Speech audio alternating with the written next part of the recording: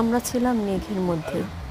এই যে মেঘগুলো কিভাবে উড়ে এসে ঢেকে দিয়ে যাচ্ছে,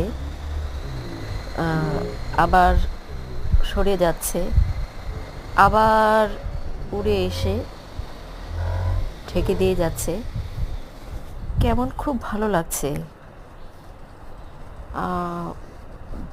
বৃষ্টির দিনে একরকম লাগে পাহাড়কে,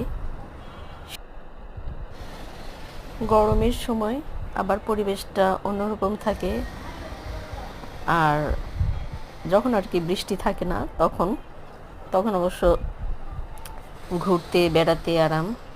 আর বৃষ্টির সময় অন্যরকম একটা পরিবেশ থাকে, ভালো লাগে। আসলে এক এক মৌসুম এক এক রকমের থাকে, প্রাকৃতিক দৃশ্যগুলো এক এক রকমের থাকে।